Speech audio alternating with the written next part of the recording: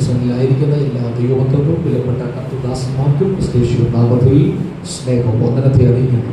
രാത്രികളിലെ കർത്തരുടെ സമുഖത്തിലായി അമർന്നിരിക്കുന്ന കർത്തരുടെ പിள்ளைகளுக்கும் கர்த்தருடைய ஊழியக்காரர்களுக்கும் என்னுடைய அன்பின் வாழ்த்துக்களை நான் தெரிவிக்கிறேன். ദൈവകൃപയിൽ ആശ്രയിച്ച് ആരംഭിച്ച ഈ മീറ്റിംഗിന്റെ മൂന്നാമത്തെ രാത്രികാലം കടന്നു വന്നിരിക്കുകയാണ്. இந்த நாளிலே இந்த 3 நாட்கள் இந்த மீட்டிங்கை நாம் ஒழுங்கு செய்து ஜெபித்து துவங்கின இந்த மீட்டிங் ஆனது 3வது நாளுக்குள்ளாய் நாம் வந்திருக்கிறோம். ഈ മീറ്റിംഗ് ഇവിടെ നടക്കുന്നത് അതിനെ വളരെ പ്രതികൂലങ്ങളുടെ നടുവിലാണ്. இந்த ஜெபம் இங்கே நடக்கிறது அநேக பிரச்சனைகளின் நடுவில் தான் நடந்து கொண்டிருக்கிறது. നമുക്കിവിടെ അനുകൂലമായിട്ട് ദൈവം മാത്രമുള്ളൂ. ஆனால் இங்கே நமக்கு அனுகூலமாக நம்முடைய கர்த்தர் மட்டுமே இருக்கிறார். யாரும் நமக்கு அனுகூலமாயில்லை. வேற யாரும் நமக்கு அனுகூலம் அல்ல. சமயம் முதல்ல ஒரு சத்தமாயிட்டு பிரார்த்திச்சு. இந்த மீட்டிங் சொன்ன நேரத்திலிருந்து மிகவும் கருத்தாக ஐயா ஜெபிக்க ஆரம்பித்தார். விളിച്ചിട്ട് പറഞ്ഞു. இடையில அருமையான பாஸ்டர் ஜான் அவர்கள் டெலிபோன் வாயில தொடர்பு கொண்டு இப்படியே சொன்னார். എന്ത് ചെയ്യണം അറിയത്തില്ല, നമ്മുടെ മീറ്റിംഗിന്റെ ടൈമില് അടുത്ത അമ്പലത്തിൽ വിശേഷമുണ്ടെന്ന് പറഞ്ഞു. பாஸ்டர் என்ன செய்யணும்னு தெரியல, நமக்கு மீட்டிங் அந்த நாட்களில் தான் அருகாமல் இருக்கிறதான அந்த கோயில்ல திருவிழா நடைபெறுகிறது சொன்னார். நான் சொன்னேன் ஜெபிக்கலாம், தேவ சித்தம் நடக்கட்டும் என்று சொன்னேன். அந்த ராத்திரிகளில் ஒரு காரியத்தை நீங்கள் புரிந்து கொள்ள வேண்டும். ദൈവസഭ പ്രാർത്ഥിച്ച് ആരംഭിക്കുമ്പോൾ നമുക്കെതിരായിട്ട് ലോകത്തിന്റെ ശക്തികൾ, ദേശത്തിന്റെ ശക്തികൾ നമുക്കെതിരെ എഴുന്നേൽക്കാം. தேவனுடைய சமூகத்திலே நாம் ஜெபிக்க ஆரம்பிக்கும் பொழுது உலகத்தில் இருக்கிறதான தேசத்தில் இருக்கிறதான பாகாளுடைய சக்திகள் நமக்கு நேராக எழுப்பி நிற்கலாம். ஆனால் ஒரு காரியத்தை உங்களுக்கு முன்பதாக சொல்ல விரும்புகிறேன். அநேக மீட்டிங்களுக்கு போவதுண்டு, அநேக மீட்டிங்கு நான் கடந்து போவதுண்டு. ഇവിടെ 3 ദിവസം അല്ലെങ്കിൽ 2 ദിവസം ഇവിടെ അനുഭവിച്ച വലിയൊരു പോരാട്ടത്തിന്റെ നടുവിലാണ്. ஆனால் இந்த 2 நாள் 3 நாள் இந்த மீட்டிங் நடைபெறுகிறது. அநேக பிரச்சனைகளின் நடுவில் நான் இங்கே நின்று கொண்டிருக்கிறேன்.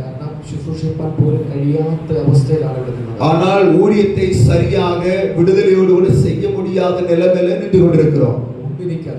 ஒன்று எனக்கு புரியும், நாளை ஒரு വലിയ ദൈവ പ്രവൃത്തിയുണ്ട്. நாளைக்கு கர்த்தர் பெரிய காரியங்களை செய்ய இருக்கிறார். ஒரு വലിய ദൈവ പ്രവൃത്തിയുണ്ട്. ஒரு பெரிய கிரியை அங்கே நடைபெற இருக்கிறது. ஒரு വലിய ദൈവ പ്രവൃത്തിയുണ്ട്. அங்கே ஒரு பெரிய கிரியை நடைபெற இருக்கிறது. ദൈവ സഭയ്ക്ക് പ്രതികൂലമുണ്ട്. தேவனுடைய சபைக்கு உபத்திரவங்கள் உண்டு. ദൈവ സഭയ്ക്ക് പ്രതിസന്ധി ഉണ്ട്. தேவனுடைய சபைக்கு நெருக்கங்கள் உண்டு. ദൈവ സഭയ്ക്ക് എതിരായി ദേശത്തിന്റെ ശക്തികൾ എഴുന്നേൽക്കും. தேவ சபைக்கு நேராக தேசத்தின் சக்திகள் எழுந்திருக்கும். ദൈവ മക്കൾ പ്രാർത്ഥനയോടെ മുന്നേറുന്നവരാണ്. ஆனால் தேவனுடைய பிள்ளைகள் ஜெபத்தோடு கூட பயணிக்க வேண்டும். നാം പ്രാർത്ഥനയിൽ ഉറ്റിരിക്കേണ്ടവരാണ്. ஜெபத்திலே நாம் தரித்திருக்க வேண்டும். നമുക്ക് ആയുധങ്ങൾ ഒന്നുമില്ല. நமக்கு ஆயுதங்கள் ஒன்றுமில்லை. നമുക്കുള്ള ഒരേ ഒരു ആയുധമാണ്, நமக்கு இருக்கிற ஒரே ஒரு ஆயுதம் தான் இருக்கிறது, പ്രാർത്ഥന. ஜெபம். പ്രാർത്ഥിക്കുന്നവനെ തകർക്കുവാൻ ലോകത്തൊരു ശക്തിക്ക് കഴിയത്തില്ല. ஜெபிக்கிற ஒரு மனிதனை அழித்து போடுகிறதற்கு தேசத்தில் இருக்கிற எந்த ஒரு வல்லமைக்கும் அதிகாரம் இல்லை. രാത്രികാലം ദൈവത്തിന്റെ ജനം മനസ്സിലാക്കേണ്ട, ദൈവദാസന്മാർ മനസ്സിലാക്കേണ്ട, പ്രാർത്ഥിക്കുന്ന ദൈവജനം എവിടെയുണ്ടോ ഒരു ശക്തിക്കും അവനെ തകർക്കുവാൻ കഴിയത്തില്ല. தேவனுடைய பிள்ளைகளை இன்று புரிந்து கொள்ள வேண்டும், விசுவாசிகள் புரிந்து கொள்ள வேண்டும், தேவனுடைய ஊழிய கனவான்கள் புரிந்து கொள்ள வேண்டும். ஜெபிக்கிற ஒரு தேவனுடைய பிள்ளைகளை சத்துருவானவன் மேற்கொள்ள முடியாது. പ്രാർത്ഥിക്കുന്നവനെ ദേശം ഭയപ്പെടും. ஜெபிக்கிற ஒரு மனிதனை பார்த்து தேசம் பயப்படும். പ്രാർത്ഥിക്കുന്നവനെ ജനങ്ങൾ ഭയപ്പെടുവാൻ തുടങ്ങും. ஜெபிக்கிற ஒரு மனிதனை பார்த்து ஜனங்கள் பயப்பட ஆரம்பிப்பார்கள். ദൈവജനം മനസ്സിലാക്കട്ടെ, നീ പ്രാർത്ഥിക്കുന്നവളാണ്, നിന്റെ ദേശം ഭയപ്പെടും. தேவனுடைய பிள்ளையை ஜெபிக்கிற ஒரு மகளாக இருப்பாய் என்று சொன்னால் தேசம் உன்னை பார்த்து பயப்படும். രാത്രികാലം എത്ര പേർക്ക് ഇത് മനസ്സിലാകുന്നുണ്ട്? இந்த ராத்திரி வேளையில் எத்தனை நபர்களுக்கு இது உங்களுக்கு புரிந்து கொள்ள முடிகிறது? വളരെ പ്രാർത്ഥനയോടെ നമുക്ക് മുൻപോട്ട് പോകാം. நாம் மிகவும் ஜெபத்தோடு கூட முன்பதாக நாம் பயணிக்கலாம். വളരെ പ്രാർത്ഥനയോടെ, மிகவும் ஜெபத்தோடு கூட. ദൈവമക്കൾ വളരെ പ്രാർത്ഥനയോടെ ആയിരിക്കണം. ஆனால் இங்கே தேவனுடைய பிள்ளைகள் மிகவும் ஜெபத்தோடு கூட மட்டுமே நீங்கள் அமர்ந்திருக்க வேண்டும். ആരും അലക്ഷ്യമായിരിക്കല്ലേ. யாரும் நீங்கள் உதாசீனமாக இருக்க கூடாது. ആരും മൗനമായിരിക്കല്ലേ. யாரும் நீங்கள் மௌனமாக இருக்க வேண்டாம். കാരണം യേശു വിളിച്ചു പറഞ്ഞത് ഇങ്ങനെയാണ്. காரணம் நம்முடைய ஆண்டவராகிய இயேசு கிறிஸ்து கூப்பிட்டு சொன்னது இப்படித்தான். ഉത്സവത്തിന്റെ മഹാദിനമായി ഒടുക്കത്തെ നാളിൽ യേശു വിളിച്ചു പറയുക. பண்டிகை நாட்களிலே இறுதி நாளிலே கர்த்தர் அழைத்து கூப்பிட்டு சொல்லுகிறார். ദാഹിക്കുന്ന ഏവരും എൻ്റെ അടുത്തേക്ക് വരട്ടെ. தாகம் உள்ளவர்கள் அனைவரும் என்னிடத்தில் வாருங்கள். இந்த ராத்திரிகாலம் எത്ര പേർക്ക് ദാഹമുണ്ടെങ്കിൽ യേശുവിന്റെ അടുത്തേക്ക് വരട്ടെ. இந்த ராத்திரி வேளையில் எத்தனை நபர்கள் தாகமாய் இருக்கிறீர்களோ நீங்கள் எல்லாரும் இயேசுவின் அண்டையில வாருங்கள். രാത്രി ഉറച്ച വിശ്വാസം നമുക്ക് വേണം. ഞാൻ വന്നതുപോലെ മടങ്ങി പോകത്തില്ല. இந்த ராத்திரி வேளையில உறுதியான ஒரு நாம் விசுவாசம் நமக்கு இருக்க வேண்டும். நாம் வந்தது போல திரும்ப போக கூடாது. ஆமென் ஆமென். விசுவாசத்தை ஸ்துதிக்கட்ടെ. விசுவாசம் உள்ளவர்கள் கரங்களை உயர்த்தி கர்த்தரை துதிப்போம். சந்தோஷத்தோட மிகவும் சந்தோஷத்தோட ஒருவர் கூட നമുക്ക് ഒരു വേദഭാഗം വായിക്കാം. நான் ஒரு வேத புத்தகத்தை வாசிக்கலாம். மத்தேயு சுவிசேஷம் மத்தேயு எழுதின சுவிசேஷம் 25ஆம் அத்தியாயம் அதனுடைய 25வது அதிகாரம் 2வது வாக்கியம் 2வது வசனத்தை நான் வாசிக்கலாம். மத்தேயு எழுதின சுவிசேஷ புத்தகம் 1-2 வாയിക്കാം. 1வது வசனத்தையும் 2வது வசனத்தையும் வாசிக்கலாம்.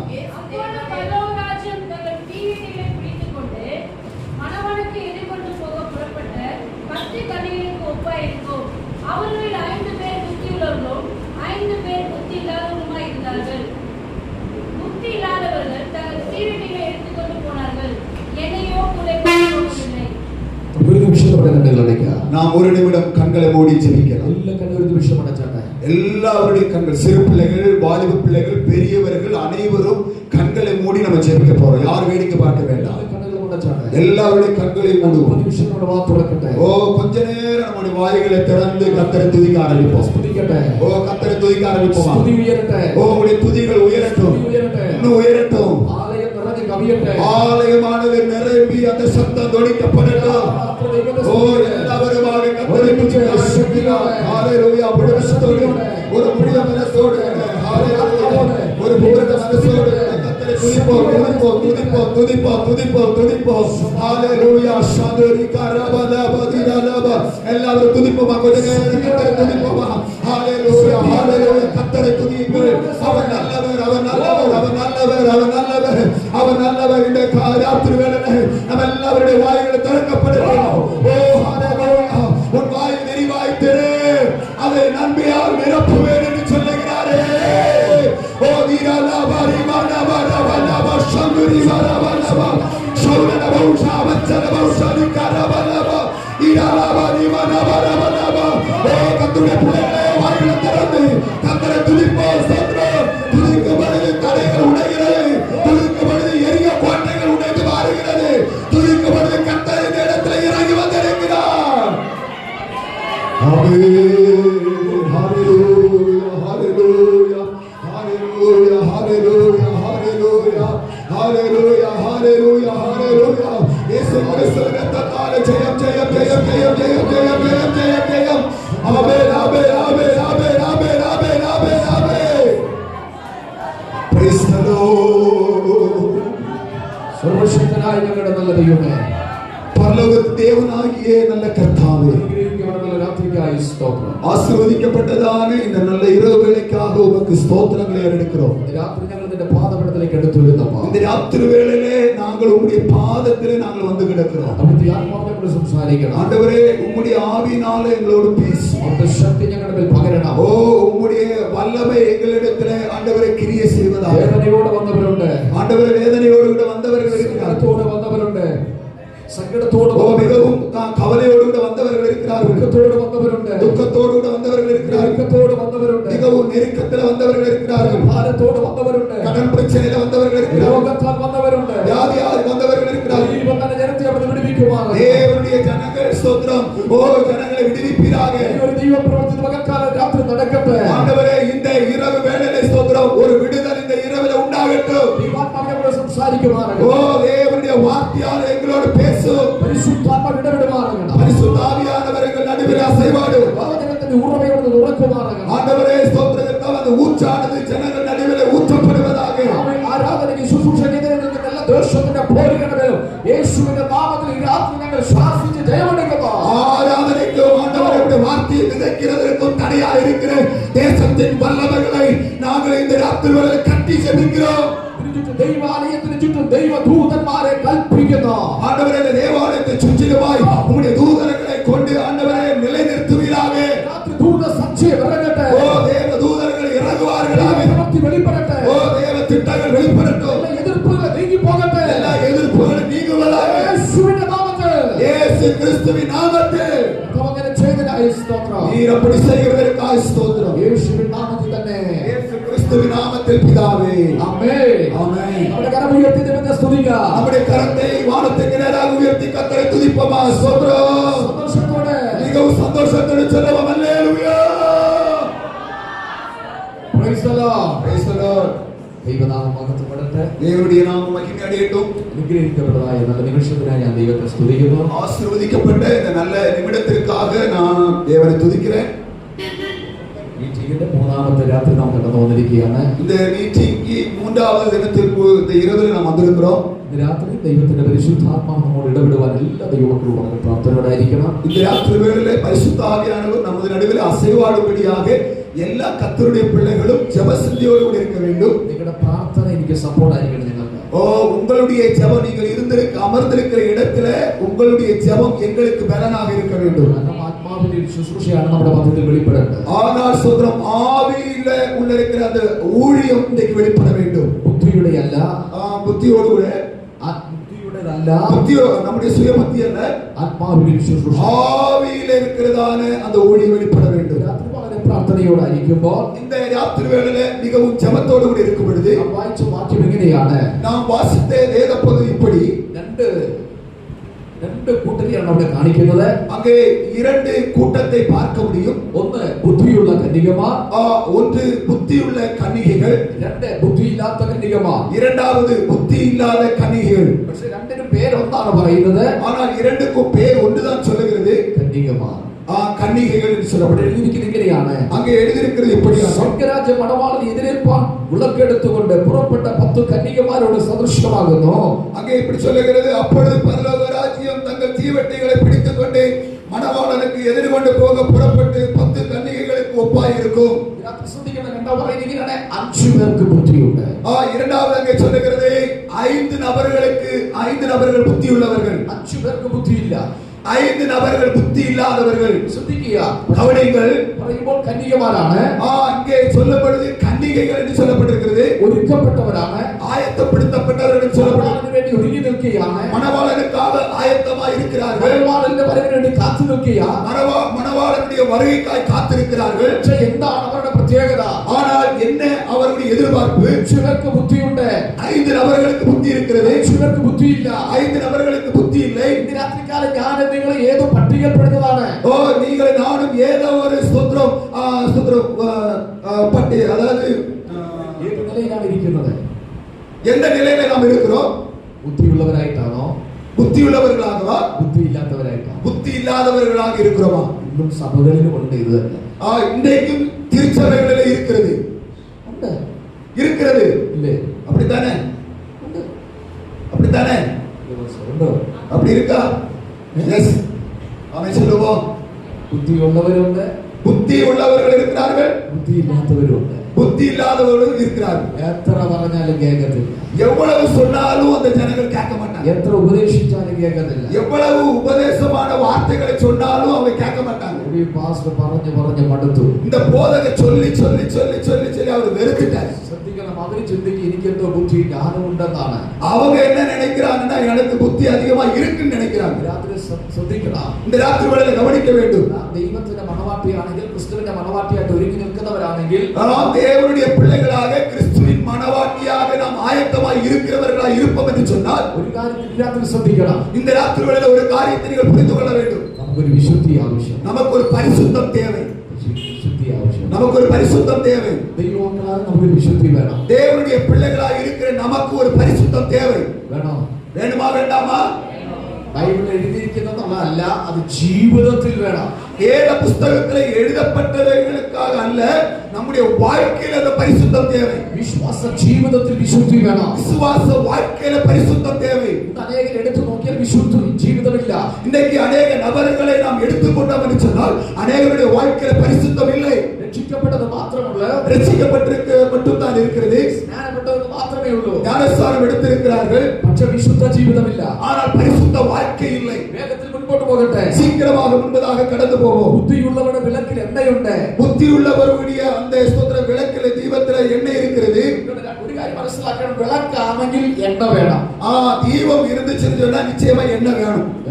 வேணுமா இல்லையா? விளக்கு கத்தണമെങ്കിൽ எண்ண வேണം. அந்த தீபம் எரியணும் அப்படின்னா கண்டிப்பா எண்ணெய் தேவை.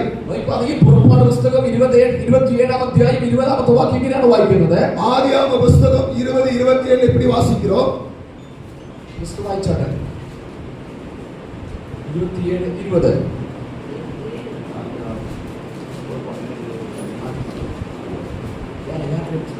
அப்பொழுது ஈசாக்கு தன் குமாரனை நோக்கி, சாரி, யாத்ராகம புத்தகம்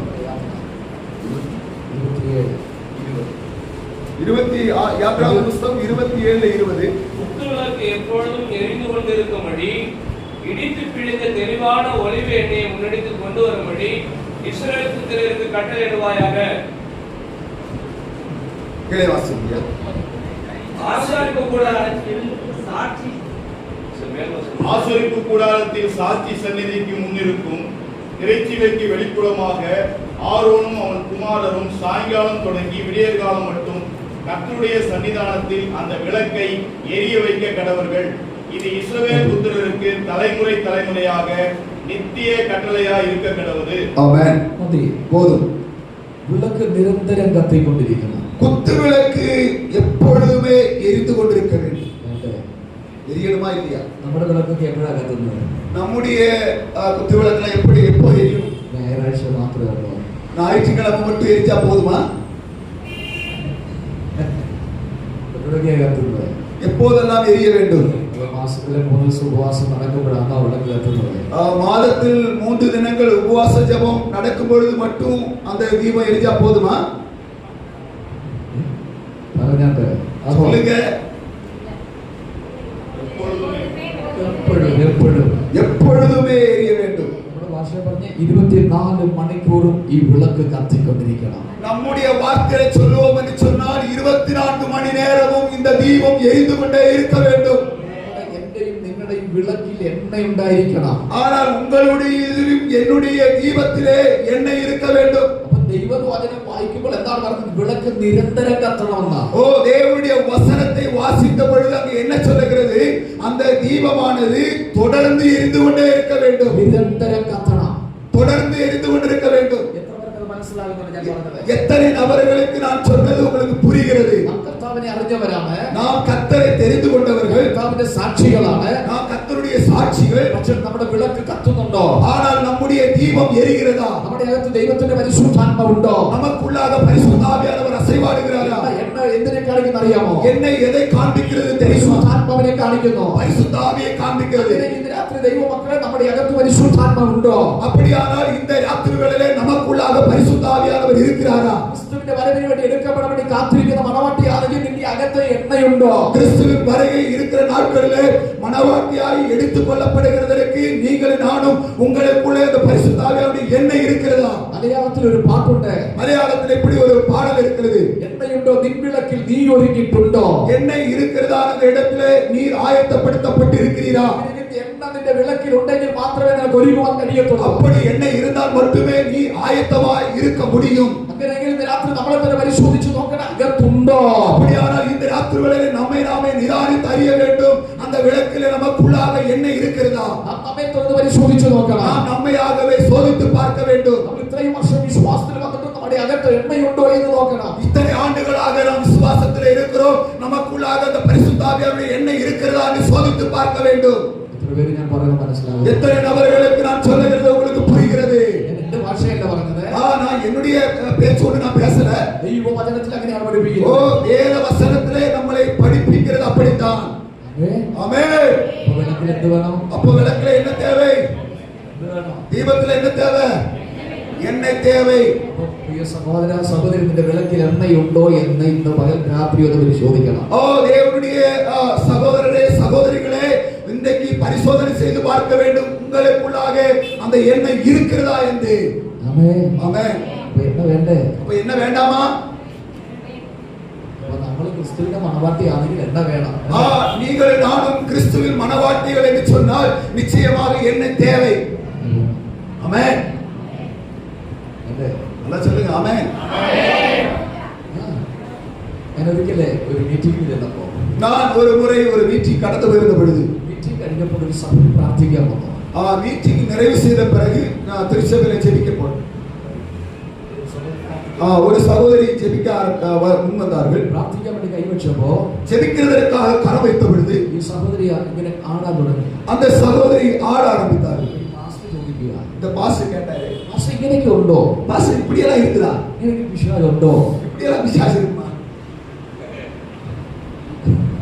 ஆமென்.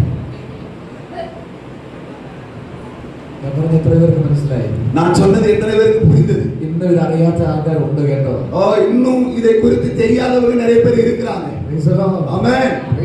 Praise the Lord. ഞാൻ പറയാം, ഒരിക്കൽ ഒരു മീറ്റിംഗിൽ நான் ஒரு முறை ஒரு மீட்டிங்கிலே ഒരു ദൈവദാസൻ ശുശ്രൂഷിച്ചുകൊണ്ടിരിക്കുക. ஒரு தேவனுடைய ஊழியக்காரர் கர்த்தருடைய வார்த்தையை போதித்துக் கொண்டிருக்கிறார். പല സഹോദരിമാർ ഇങ്ങനെ ചാടിക്കൊണ്ടിരിക്കുക. பல சகோதரிகள் அவர்கள் குதித்துக் கொண்டிருக்கிறார்கள். പരിശുദ്ധാത്മാവ് ഇങ്ങനെ പറഞ്ഞത്, பரிசுத்தாவியானவர் இப்படி சொன்னார், ദുരാത്മാവ് വ്യാപരി ചാടുകയാണ്. அசுத்தாவி உள்ளே இருந்து குதிக்க செய்கிறது. ആ ദൈവദാസൻ പറയുക, அந்த தேவனுடைய மனுஷன் சொல்லுகிறார், സ്വർഗ്ഗത്തിലെ സാന്നിധ്യം അനുഭവിച്ചുകൊണ്ടിരിക്കുക. ஓ பரலோகத்தில் இருக்கிற அந்த மகிமை அவர்கள் அனுபவித்துக் கொண்டிருக்கிறார்கள் சொல்றார். நான் சொன்னது உங்களுக்கு புரிஞ்சதா? 2 ആഴ്ച കഴിഞ്ഞപ്പോ 2 வாரம் கழிந்த பிறகு ഈ സഹോദരിക്ക് വേണ്ടി പ്രാർത്ഥിക്കേണ്ടി വന്നു. இந்த சகோதரிக்காக ஜெபிக்க வேண்டியது வந்தது. എന്താ അറിയാമോ? என்ன தெரியுமா? മറ്റൊരു സ്ഥലത്ത് ജോലി ചെയ്യുമ്പോൾ வேற ஒரு இடத்துல அவர் அந்த மகள் வேலை செய்து கொண்டிருந்த பொழுது അന്ന് കൂടെ ഉണ്ടായിരുന്ന ഒരു സ്ത്രീ മരിച്ചുപോയി. அந்த கூட இருந்ததான அந்த சகோதரி உடன் சகோதரியானது இறந்து விட்டாங்க. അത് മരിച്ചത് കണ്ടു കഴിഞ്ഞപ്പോൾ ഇവൾ ഭയപ്പെട്ടു. அவங்க இறந்து போனதை பார்த்தது இந்த தாய் அவள் பயந்து போனாள். ഈ ശക്തി അവിടെ വരെ ഭയത്തോടു കൂടെ കയറി. இந்த இவளுக்குள்ள இருந்த அசுத்தாவி அவளுக்குள்ளாய் கடந்து வந்தது. ഇതിങ്ങനെ ചാടുകയാണ്. அதுதான் அங்க குதிக்க செய்தது. രാത്രി ദൈവാത്മാവുള്ളവൻ വിവേചിച്ച് തിരിച്ചറിയണം. ஓ இந்த ராத்திரிகளிலே தேவனுடைய வல்லமை இருக்கிற தேவனுடைய பிள்ளைகள் அதை நாம் உணர்ந்து உள்ளார்ந்த கண்களிலே பார்க்க வேண்டும். ഈ നാളുകളിൽ ദൈവസഭയ്ക്ക് ആവശ്യമാണ്. இந்த நாட்களிலே தேவனுடைய சபைக்கு தேவை. ജീവിതങ്ങളെ വിവേചിച്ചറിയണം. ஓ சில நபர்களை அவர்கள் திரும்பி பார்க்க வேண்டும். ആത്മാവിനെ തിരിച്ചറിയണം. ஆவி கண்களை திரும்பி பார்க்க வேண்டும். ആത്മാവിനെ വിവേചിച്ചറിയണം. ஆவிக்கு அதை வியாக்கியானம் செய்து பார்க்க வேண்டும். ആത്മാവ് ഏതെന്ന് നമ്മൾ തിരിച്ചറിയണം. இந்த ஆவி என்ன ஆவின்னு சொல்லி நம்ம தெரிந்து கொள்ள வேண்டும். ഞാൻ മടങ്ങി വരട്ടെ. நான் திரும்பி வருகிறேன். അങ്ങനെ 30 പുസ്തകം 35-8 വായിച്ചാട്ടെ. ஸ்தோத்திர யாத்ராகம புத்தகம் அதனுடைய 35லே 8வது 38ல 5 38 யாத்ராகமம் 38ல 5. அந்த வெண்கல சல்லடையின் வாசி 4 மூலைகளிலும் தண்டுகளை பாய்ச்சுகிறதற்கு 4 வளையங்களை வார்ப்பித்து வந்து தவறுண்டு 35லே 8 வாசி.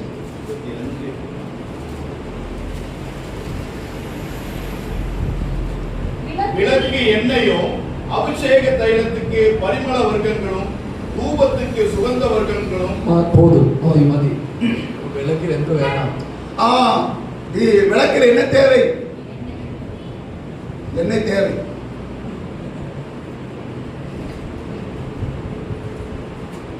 விளக்கில் എന്ത് വേണം? விளக்கில் என்ன தேவை? என்ன வேணும்? என்ன வேணும்? என்ன வேணும்? என்ன வேணும்?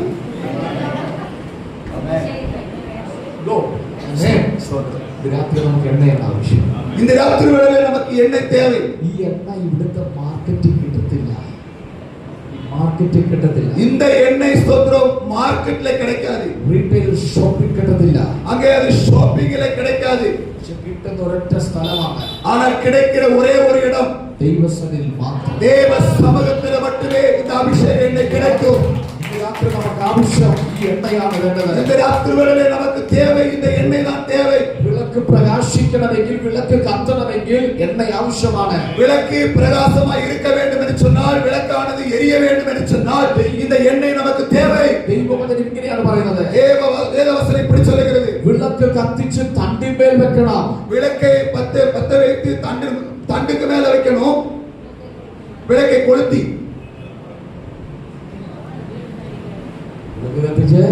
விளக்கை பத்த வைத்து തണ്ടിന്മേൽ ഇരിക്കണം. அது தண்டுக்கு மேல வைக்கணும்.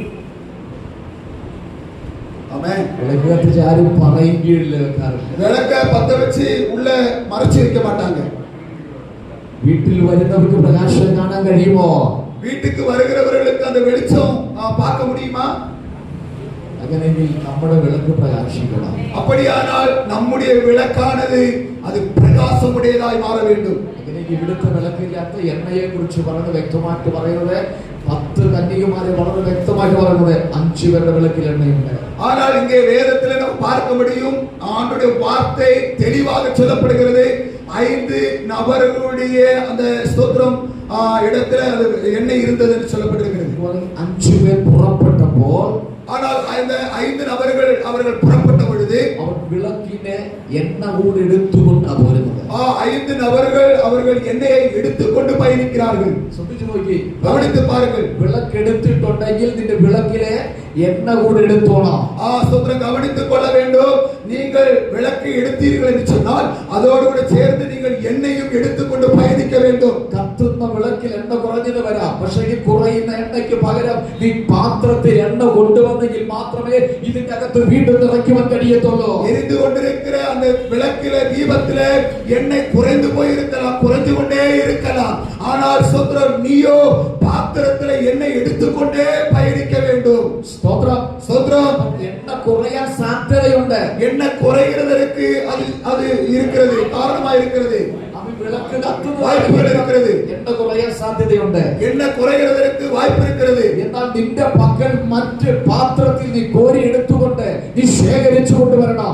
ஆனால் உன்னுடைய கையில் இருக்கிற பாத்திரத்துல நீ எண்ணெய் எடுத்துக்கொண்டு சேகரிப்போடு கூட பயணிக்க வேண்டும். കാരണം മണവാളന്റെ വരവ് എപ്പോഴെന്ന് പറയാൻ കഴിയത്തില്ല. காரணம் மணவாளனுடைய வருகை எப்பொழுது என்று நமக்கு தெரியாது. അവൻ എപ്പോൾ വരുമെന്ന് ഒരിക്കലും നമുക്ക് പ്രവചിക്കാൻ കഴിയത്തില്ല. எப்பொழுது வருவார் என்று நாம் நிர்ணயிக்க முடியாது. നിമിഷം നാം ചിന്തിക്കുകയാണെങ്കിൽ ഇത് പുതിയ നിയമ സഭയാണ്, പുതിയ നിയമ കാലഘട്ടമാണ്. இன்றைக்கு நாம் சிந்திக்க வேண்டும், புதிய நியம சபையாக இருக்கிறோம். இப்படிப்பட்ட காலத்திலே நாம் வாழ்ந்து கொண்டிருக்கிறோம். ഒരു നിമിഷം നമ്മൾ ചിന്തിക്കുകയാണെങ്കിൽ இப்படி நாம் சிந்திப்போம் என்று சொன்னால் ലോക സംഭവങ്ങൾ മുഴുവൻ വിളിച്ചറിയിക്കുന്നത്, உலக சரித்திரங்களை முழுவதுமாக கூப்பிட்டு சொல்லுகிறது, ക്രിസ്തുവിന്റെ വരവിനെ കാണിച്ചുകൊണ്ടിരിക്കുകയാണ്. கிறிஸ்துவுடைய வருகையை தான் காண்பித்துக் கொண்டிருக்கிறது. ലോകത്തിന്റെ മക്കൾക്ക് അത് മനസ്സിലാകുന്നില്ല, உலக மக்களுக்கு அது புரியவில்லை. പക്ഷെ ദൈവത്തിന്റെ വചനത്തിൽ വ്യക്തമായി തെളിവായിട്ട് എഴുതിയിട്ടുണ്ട്. ஆனால் தேவனுடைய இறை வார்த்தையிலே அது தெளிவாக எழுதப்பட்டிருக்கிறது. ക്രിസ്തുവിന്റെ വരവിനെ കുറിച്ച് എഴുതിയിട്ടുണ്ട്, கிறிஸ்துவுடைய വരവിനെ കുറിച്ച് എഴുതിയിട്ടുണ്ട്. கிறிஸ்துவுடைய வருகை குறித்து அது ஆழமாக எழுதப்பட்டிருக்கிறது வேத புத்தகத்திலே. ഓരോരോ സംഭവങ്ങളെ, ஒவ்வொரு காரியங்களை ചിന്തിക്കുകയാണെങ്കിൽ, நான் இப்படி நினைப்போம் என்று சொன்னால், ഗൾഫ് രാജ്യങ്ങൾ വെള്ളം നോക്കി കേട്ടിട്ടില്ല. வெளிநாடுகளிலே தண்ணீர் அதிகமாக வந்தது என்று சொல்லி தெரியல. അറബി നാട്ടിൽ, அரபி நாடுகள்ல. പക്ഷെ ഇപ്പൊ അവിടെ വെള്ളം പോകുക. ஆனால் இப்போ அங்கெல்லாம் தண்ணி பயங்கரமா வந்து அழிவுகள், சேதங்கள் நடந்து கொண்டிருக்கிறது. ഇന്ത്യയിൽ പല സംസ്ഥാനത്തും വെള്ളപ്പൊക്കം ഉണ്ടാകാറുണ്ട്. இப்படி பல மாநிலங்களிலே நடப்பதுண்டு. കേരളത്തിൽ വെള്ളപ്പൊക്കമുണ്ട്. கேரளாவிலும் இந்த தண்ணீர் அதிகமாக வந்து கொண்டிருக்கிறது. ഏറ്റവും അധികമായിട്ട് വെള്ളം പോകുന്ന സമയമാണ് 2018. அதிகமாக தண்ணீர் கடந்து வந்தது வந்து 2018வது ஆண்டு. ഞാൻ ചിന്തിക്കുന്നുണ്ട് ഈ സമയത്ത്, நான் இப்ப அதை நினைத்து பார்க்கிறேன். 2018 ഓഗസ്റ്റ് 15 വെള്ളം പോകുവാൻ തുടങ്ങിയത്. 2018 ஆகஸ்ட் 15 தான் அந்த தண்ணியானது அதிகமாக கேரளாவுக்கு வந்தது. ഞാൻ ശുശ്രൂഷിക്കുന്ന അടിമാലിയിൽ നിന്ന് എന്റെ വീട്ടിലേക്ക് ഞാൻ പോയി. நான் ஊழியம் செய்கிற பகுதிகளிலிருந்து அடிமாலி என்று சொல்லப்படுகிற இடத்திலிருந்து என்னுடைய வீட்டுக்கு நான் பயணித்தேன். അവിടെ 15 ഓഗസ്റ്റ് 15 ലീവ് ആയിട്ട് മക്കളെയും കൂട്ടിക്കൊണ്ട് നാട്ടിൽ എന്റെ വീട്ടിലേക്ക് പോയി. ஆகஸ்ட் 15 அன்று ஸ்தோத்திரம் அன்னைக்கு லீவா இருந்ததனால என்னுடைய பிள்ளைகளையும் அழைத்து கொண்டு நான் போயிருந்தேன். ഞാൻ വീട്ടിൽ ദിവസം 15 രാവിലെ ഞാൻ വൈഫും കൂടെ ട്രിവാൻഡ്രം ഒരു രോഗിയെ കാണാൻ വേണ്ടി ഹോസ്പിറ്റലിലേക്ക് പോയി. அந்த 15ஆம் தேதி அன்று திருவனந்தபுரத்தில் ஒரு வியாதிஸ்தர்களை பார்க்கும்படியாக நானும் என்னுடைய குடும்பமும் திருவனந்தபுரத்தில் கடந்து போனோம். ഞങ്ങൾ കണ്ട് തിരിച്ചു പ്രാർത്ഥിച്ചു തിരിച്ചു വരുമ്പോൾ நாங்கள் அந்த வியாதிஸ்தரை பார்த்து ஜெபித்து திரும்ப வந்த பொழுது എന്റെ മൂത്ത മോള് വിളിച്ചിട്ട് പറയാ, என்னுடைய மூத்த மகள் கூப்பிட்டு இப்படி சொல்லுகிறார்கள், அப்பா வீட்டிലേക്ക് വണ്ടി കൊണ്ട് വരണ്ട. அப்பா நீங்க வீட்டுக்கு வாகனத்தை எடுத்துக்கொண்டு வர வேண்டாம். എന്താ മോനെ? நான் கேட்டேன், என்ன மகனே? നമ്മുടെ റോഡിലൊക്കെ വെള്ളമായിരുന്നു. நம்முடைய ரோடு சாலை முழுவதுமாய் தண்ணீர் நிறைந்திருக்கிறது. ഞാൻ ട്രെയിൻ ഇറങ്ങിയതിനു ശേഷം വണ്ടി എടുത്ത് ഞങ്ങൾ പോകുമ്പോൾ റോഡ് മിക്കയിടത്ത് വെള്ളമായി. நான் ரயிலில் இருந்து இறங்கி வாகனத்தை எடுத்து நான் நிற்கும் பொழுது ரோடு முழுவதும் அது தண்ணீராக இருந்தது. ഞാൻ മറ്റൊരു വീട്ടിൽ വണ്ടി ഇട്ടതിനു ശേഷം நான் மற்ற அருகாமையில் இருக்கிற வீட்டிலே வண்டி நிப்பாட்டின பிறகு ഞാൻ എന്റെ വൈഫും കൂടെ വെള്ളത്തിൽ കൂടെ പോയാണ് വീട്ടിലേക്ക് പോയത്. நானும் என்னுடைய மனைவியும் அந்த தண்ணீரிலே நாங்கள் நடந்து வீட்டிற்கு பயணித்தோம். കാരണം വെള്ളം എനിക്ക് പേടിയില്ല. காரணம் தண்ணீர் எனக்கு பயம் இல்லை. ചെറിയ പ്രായം മുതലേ വെള്ളം കാണുന്നതാ. நான் சின்ன வயசுலிருந்தே அந்த தண்ணீரை பார்த்து கொண்டு தான் இருக்கிறேன். പേടിയില്ല, எனக்கு பயம் இல்லை. ഞങ്ങൾ വീട്ടിൽ ചെന്നു. நான் வீட்டுக்கு போனேன்.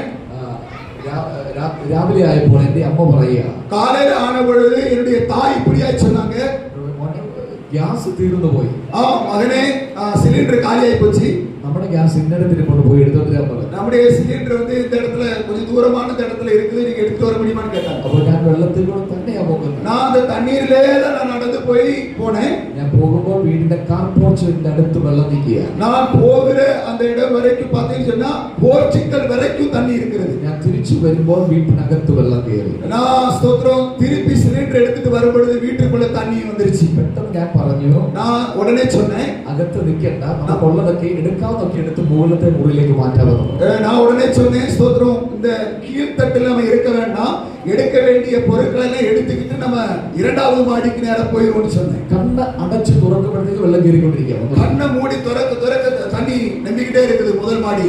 അത്യാവശ്യം ഉള്ളതൊക്കെ മുകളിലേക്ക് എടുത്ത് தேவையான பொருட்களை எல்லாம் நாங்க எடுத்துட்டு மேல வந்துட்டோம். മുകളിലൊരു സിറ്റ് ഔട്ട് ഉണ്ട്, மேல ஒரு சிட் அவுட் இருக்கிறது. അത് കിച്ചണായിട്ട് ഉപയോഗിക്കാൻ തുടങ്ങി. அதை கிச்சனாக நாங்கள் அதை உபயோகப்படுத்த ஆரம்பித்தோம். ആ കയറിയത് മാത്രമേ ഉള്ളൂ, நான் ஏறினதுதான் மட்டும் தெரியும். പിന്നെ താഴേക്ക് പോകേണ്ടി വന്നില്ല. அதுக்கப்புறம் கீழே வர வேண்டியது எந்த ஒரு வேலையுமே இல்லை. ഓരോ സ്റ്റെപ്പ് വെള്ളം മുങ്ങിക്കൊണ്ടിരിക്കും. ஒவ்வொரு ஸ்டெப்பா தண்ணீர் நிறைந்து வர ஆரம்பித்தது. വീടിന്റെ വെളിയിൽ നോക്കുവാണെങ്കിൽ ഇത് തലയ്ക്ക് മുകളിൽ വെള്ളമാണ്. வீட்டுக்கு வெளியில பார்க்கும் பொழுது நான் ஒரு ஆள் மூழ்கி போகிற அளவிற்கு தண்ணீர் இருக்கிறது. എന്റെ ഇത്രയും വയസ്സിൽ ഞാൻ ഇത്രയും വെള്ളം കണ്ടിട്ടില്ല. என்னுடைய இந்த வயசுல இவ்வளவு தண்ணி அந்த இடத்துக்கு வந்ததை நான் பார்த்ததில்ல. കാരണം എന്റെ വീടിനടുത്ത് പലരും വീട് വിട്ടു പോയി. ஆனால் நான் இருக்கிற அந்த பகுதியில அநேகர் வீடு விட்டே போயிட்டாங்க. ഞാൻ ഇത്രയൊന്നും ചിന്തിച്ചില്ല. நான் இப்படியெல்லாம் ஒண்ணு நினைக்கல. ഞങ്ങൾ 4 വീട്ടുകാർ മാത്രം ഇവിടെ പോകാതെ വന്നു. ஆனால் நாங்கள் அந்த பகுதியில 4 குடும்பங்கள் மட்டும் போகாமல் அங்கே இருக்கிறோம்.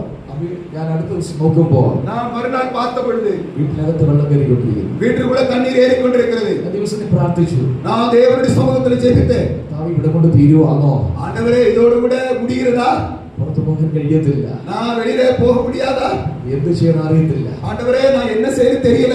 പെട്ടെന്ന് ദൈവത്തിൽ ഇങ്ങനെയാണ് എഴുതിയിരിക്കുന്നത്. வேதவசனத்தில் எப்படி எழுதியிருக்கிறது? ഉൽപ്പത്തി പുസ്തകത്തിൽ എഴുതിയിരിക്കുന്നത്, ஆதியாகம புத்தகத்தில் எப்படி எழுதியிருக்கிறது? ഇനി ഞാൻ വെള്ളം കൊണ്ട് ഭൂമിയെ നശിപ്പിക്കില്ല എന്ന് പറഞ്ഞു. தண்ணீர் கொண்டு இந்த பூமியை ஜனத்தை நான் நாசப்படுத்த அழிக்க மாட்டேன். ആ ദിവസത്തിൽ ഓരോ ദിവസവും വൈകിട്ട് പാട്ട് പാടുമ്പോൾ എന്തെന്നറിയാമോ? அந்த நாட்களில் ஒவ்வொரு நாளும் மாலை நேரத்திலே பாடல் பாடுகிறது. இப்படியாய் பாடுகிறேன், അക്കരയ്ക്ക് യാത്രയും സിയോൻ സഞ്ചാരി. அக்கறைக்கு யாத்திரை செய்யும் சீயோன் சஞ்சாரே அப்படின்னு சொன்னா இந்த கரையிலிருந்து அக்கறைக்கு போகிறதற்கு நான் கர்த்தருடைய கண்களை பார்க்கிறேன். ഓരോ ദിവസം ഇത് പാടിക്കൊണ്ട് ഞങ്ങൾ ഒരുക്കത്തോടിരുന്നു. நான் ஒவ்வொரு நாளும் அதை பாடிக்கொண்டே ஆயத்தமாய் இருக்கிறோம். 4ാം ദിവസം ഞാൻ നോക്കുമ്പോൾ വെള്ളം സ്റ്റോപ്പ് ആയിരിക്കുന്നു. 4வது நாள் கடந்த பிறகு தண்ணீர் அது ஸ்டாப் ஆக நின்றது. 5ാം ദിവസം നോക്കുമ്പോൾ താഴെ നിന്ന് വെള്ളം ഇറങ്ങി. 5வது நாள் சோதர தண்ணீர் கீழே இறங்க ஆரம்பித்தது. 6ാം ദിവസം ഞങ്ങൾ വീട് ക്ലീൻ ചെയ്തിട്ട് 6வது நாள் எங்களுடைய வீட்டை நாங்கள் சுத்தம் செய்துவிட்டு ഞാൻ നോക്കുമ്പോൾ വീട്ടിലൊന്നും എടുക്കേണ്ടി വന്നില്ല. എല്ലാ തിങ്സും എല്ലാ ഫർണിച്ചറും പോയി. அந்த சோதரம் வீட்டுக்குள்ள இருக்கிற எல்லா பொருட்களும், அதாவது நம்ம கேரளாவில எல்லாம் பாத்தீங்கன்னா பலகையில தான் அந்த பர்னிச்சர் பொருட்களை செய்து இருப்பாங்க. எல்லா பொருளுமே அது சேதமாகி போய்விட்டது. ഞാൻ വിട്ടുപോരുന്ന ചർച്ചിന്റെ അവിടുത്തെ ഞാൻ താമസിച്ച ആ വീട്ടിൽ വെള്ളം കയറി. நான் விட்டு வந்த சபையில் இருக்கிறதான அருகில் அங்கேயும் தண்ணீர் ஏறினது. ഇടുക്കി ഡാമിലെ വെള്ളം വന്നു. இடுக்கி டாமிலே தண்ணீர் வந்தது. ഉരുള് പൊട്ടി பூமி குலுக்கம், അതിലെ വെള്ളം വന്നു. அது அதனுடைய பூமி குலுக்கத்துடைய தண்ணீர் வந்தது. അവിടെ ഞാൻ ചിന്തിച്ചു, എല്ലാവർക്കും പോയി പിന്നെ എനിക്കായിട്ട് എന്തിനാ പോകാതിരിക്കുന്നത്? அங்கேயும் இப்படிப்பட்ட காரியம் நடந்திருக்கும், அப்ப நமக்கு என்ன அப்படின்னு சொல்லி நான் யோசிக்க ஆரம்பித்தேன். ഇവിടെ നഷ്ടമെന്ന് പറയുന്ന ഒരു കമ്പ്യൂട്ടറും 2 ഫാൻ മാത്രമാണ് പോയത്. எனக்கு நஷ்டமானது கம்ப்யூட்டரும் ஃபேனும் தான் கொஞ்சம் நஷ்டமா இருந்தது. എന്റെ സിസ്റ്റർ ഈറോഡിലാണ് സെറ്റില്. என்னுடைய சகோதரி ஈரோடிலே அவர்கள் வசித்து வருகிறார்கள். 6ാം ദിവസം ഞാൻ എന്റെ അമ്മയും കൂട്ടിക്കൊണ്ട് ഞങ്ങൾ കുടുംബമായിട്ട് ഈറോഡിൽ പോയി. நாங்கள் 6வது நாள் சோதரம் என்னுடைய தாயும் அழைத்து கொண்டு நான் ஈரோடுக்கு பயணிக்க ஆரம்பித்தேன். 3 ദിവസം ഞങ്ങൾ അവിടെ നിന്നതിന് ശേഷം நாங்கள் 3 தினங்கள் அங்கே தங்கி இருந்தோம். ഞങ്ങൾ 4ാം ദിവസം മടങ്ങി പോയി. மறுபடியும் 4வது தினம் மறுபடியும் வீட்டுக்கு வருகிறோம். ഞാൻ ചർച്ചിലേക്ക് പോയിരുന്നു. திருச்சபைக்கு வருகிறேன். അവിടെയൊക്കെ കണ്ടു കഴിഞ്ഞാൽ നമ്മൾ ഭയന്നു പോകും, പേടിച്ചു പോകും. ஆனால் அங்கே பார்த்தா உடனே நமக்குள்ளாக ஒரு பயம் நமக்கு கடந்து வரும். അത്രമാത്രം നശിച്ചു പോയ അവസ്ഥ. காரணம் அவ்வளவு அங்கே ஸ்தோத்திரம் எல்லாம் நாசமாக அழிந்து போனது. ഞാൻ എന്താ ഈ പറഞ്ഞെന്നറിയാമോ? நான் என்ன உங்கள்கிட்ட சொல்லுகிறேன் தெரியுமா? കർത്താവിന്റെ വരവിന്റെ ഒരു അടയാളങ്ങളാണ്. கர்த்தருடைய வருகைக்கு இதெல்லாம் ஒரு அடையாளமாக இருக்கிறது. ഇതൊക്കെ ആരംഭം മാത്രമാണ്. இதெல்லாம் ஸ்தோத்திரம் இப்பொழுது இது ஒரு ஆரம்பமாக மட்டுமே. ഇപ്പോഴും കേരളത്തിൽ നടന്നുകൊണ്ടിരിക്കുന്നുണ്ട്. இப்பொழுது கேரளாவிலே நடந்து கொண்டிருக்கிறது. ഇത് ആരുടെയും ശാപമല്ല. இது யாருடைய சாபமும் அல்ல. ഇത് പറയും ശാപമാണ്. இன்னைக்கு அநேகர் சொல்லுகிறார்கள் இது சாபம் என்று. ഇത് ശാപമല്ല. இது ஒரு சாபம் அல்ல. ജാർഖണ്ഡിൽ വെള്ളം പൊങ്ങി ശാപമല്ല. ஜார்க்கண்டிலே தண்ணீர் ஸ்தோத்திரம் அதிகமாக கடந்து வந்தது, அழிவு வந்தது, அது சாபம் அல்ல. വെള്ളത്തിൽ കൂടെ വളരെ ഒഴുകുന്നത് ശാപമല്ല. தண்ணீரிலே அநேக இழுத்து கொண்டு போகிறது, அது சாபம் அல்ல. ദൈവമക്കൾ ഒരു കാര്യം മനസ്സിലാക്കണം. தேவனுடைய பிள்ளைகள் ஒன்றை புரிந்து கொள்ள வேண்டும். ഒരു ദിവസം ഈ ഭൂമി മാറിപ്പോകും. ஒரு ஸ்தோத்திரம் நாள் இந்த பூமி அழிந்து போகும். ഈ ഭൂമി നീങ്ങിപ്പോകും. இந்த பூமியானது ஒழிந்து போகும். മൂലപദാർത്ഥങ്ങൾ കത്തിപ്പോകും. இந்த ஸ்தோத்திரத்தில் இருக்கிற மூலச்சத்துக்கள் எல்லாம் அழிந்து எரிந்து போகும். ഇത് നമുക്ക് സ്വന്തമല്ല. இது நமக்கு ஒன்று சொந்தமல்ல. മൂന്നിൽ ഒരു ഭാഗം ഒഴികെ ബാക്കി മുഴുവൻ ഭൂമി നശിച്ചു പോകും. மூன்றில ஒரு பாகம் ஸ்தோத்திரம் எல்லாம் அது ஒழிந்து போகும். അങ്ങനെ இந்த രാത്രികാല ദൈവമക്കൾ ഭയപ്പെടേണ്ട ആവശ്യമില്ല. அப்படியானால் இந்த ராத்திரி வேளையில் தேவனுடைய பிள்ளைகள் நீங்கள் பயப்பட வேண்டாம். ദൈവവചനത്തിൽ യെശയ്യാ പ്രവാചകൻ അതേ വലിയ പ്രവാചകനായ യെശയ്യാ ഇങ്ങനെയാണ് എഴുതിയിരിക്കുന്നത്. ஸ்தோத்திர வேத புத்தகத்திலே യെശയ്യാ தீர்க்கதரிசி இப்படியாக எழுதியிருக்கிறார். ഭൂമി കുലുകിട കിടക്കും. பூமி நடுங்கும். ഭൂമി പുടുവിട പൊട്ടും. பூமி உடையும். ഭൂമി മത്തനെ പോലെ ചാഞ്ചാടും. பூமி அங்குமிங்குமாய் அலையும், அலைமோதும். இந்த രാത്രികാല ദൈവജനം മനസ്സിലാക്കണം. தேவனுடைய பிள்ளைகள் இந்த ராத்திரி வேளையில் ஒன்றை புரிந்து கொள்ள வேண்டும். ലോകത്തിൽ സംഭവിച്ചുകൊണ്ടിരിക്കുക. உலகத்தில் அது நடந்து கொண்டிருக்கிறது. വർഷങ്ങൾക്ക് മുമ്പ് പ്രവാചകൻ എഴുതി വെച്ചിരിക്കുന്ന പ്രവാചനം ഇപ്പോൾ സംഭവിച്ചുകൊണ്ടിരിക്കുക. ஆண்டுகளுக்கு முன்பதாக தீர்க்கதரிசி எழுதி வைத்ததான அந்த எழுத்துக்கள் இப்பொழுது நடந்து கொண்டிருக்கிறது. രാത്രി ദൈവജനം മറന്നു പോകല്ലേ. இந்த ராத்திரி வேளையில் தேவனுடைய பிள்ளைகள் மறந்து போக கூடாது. ഭൂമിയെ സന്ദർശിച്ചുകൊണ്ടിരിക്കുക. தேவனுடைய பிள்ளைகளை பூமியை கர்த்தர் அதை ஸ்தோத்திரம் குளித்துக் கொண்டிருக்கிறார். സന്ദർശിച്ചുകൊണ്ടിരിക്കുക. அவர் ஸ்தோத்திரம் தொட்டு கொண்டிருக்கிறார். ഭൂമി ശാപഗ്രസ്തമായി കൊണ്ടിരിക്കുന്നു. பூமியானது சாபத்துக்கு நேராக போய் கொண்டிருக்கிறது. ഭൂമി മനുഷ്യന്റെ പാപങ്ങളെ കൊണ്ട് നിറഞ്ഞിരിക്കുന്നു. பூமியானது மனிதனுடைய பாவத்தை கொண்டு நிரம்பி காணப்பட்டு கொண்டிருக்கிறது. രാത്രികാല ദൈവത്തിന്റെ സഭ ഒരുങ്ങുന്ന നാളുകളാ.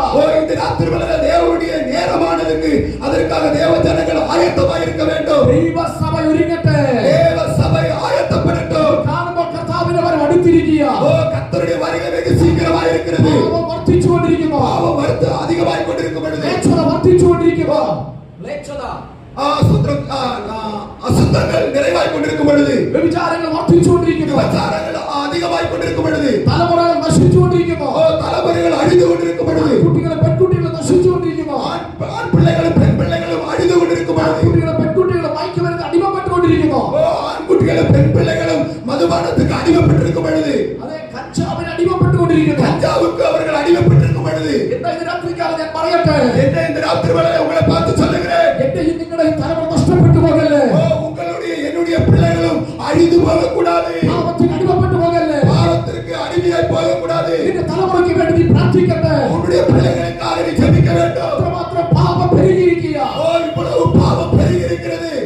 നശിച്ചുകൊണ്ടിരിക്കുന്ന ലോകത്തിലാണ് നിങ്ങൾ ജീവിച്ചുകൊണ്ടിരിക്കുന്നത്. அழிந்து போகிற உலகத்திலே நீங்கள் நான் வாழ்ந்து கொண்டிருக்கிறோம். ഏറ്റവും അധികം ഇന്ന് നമ്മുടെ തലമുറ നശിക്കുന്നത് ഏതിലെന്നറിയാമോ?